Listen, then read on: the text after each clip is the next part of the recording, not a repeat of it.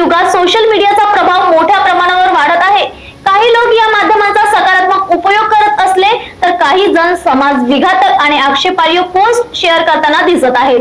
विशेषतः वयस्कर आणि अल्पवयीन तरुण इंस्टाग्रामच्या प्लॅटफॉर्मवर अश्लील, भयानक आणि समाजात भीती निर्माण करणारे व्हिडिओ शेअर करत आहेत। याला आळा घालण्यासाठी नागपूर पोलीस विभागाने गरुड दृष्टी हा विशेष उपक्रम सुरू केला असून सायबर पथकाच्या मदतीने आक्षेपार्ह व्हिडिओ पोस्ट करणाऱ्यांवर पोलिसांची करडी नजर असणार आहे।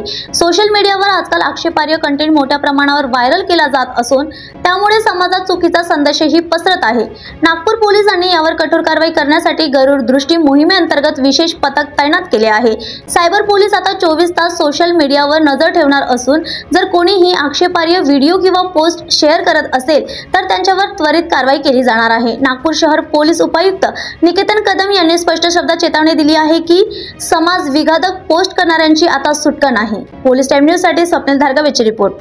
आपण नागपूर शहराच्या परिमंडळ क्रमांक 5 मध्ये एक गरुड दृष्टी सामाजिक उपक्रम आहे। समाज माध्यम जे आहेत त्याच्यावर आपण निगराणी ठेवण्यासाठी हा उपक्रम चालू केलेला आहे।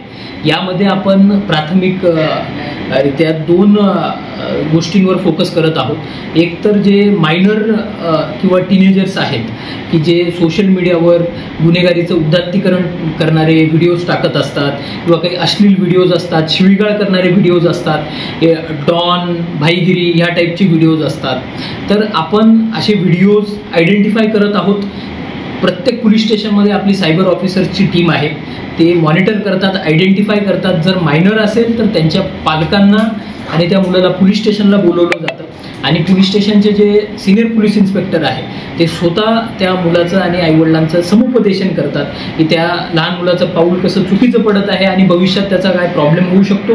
त्यासोबतच आपण त्या पालकांना लक्षवेधी सूचनापत्र देखील देत आहोत की त्यांचं लक्ष आपण त्यांच्या पाल्याकडे वेधत आहोत जेणेकरून भविष्यात ते चुकीचे कामं करणार नाही।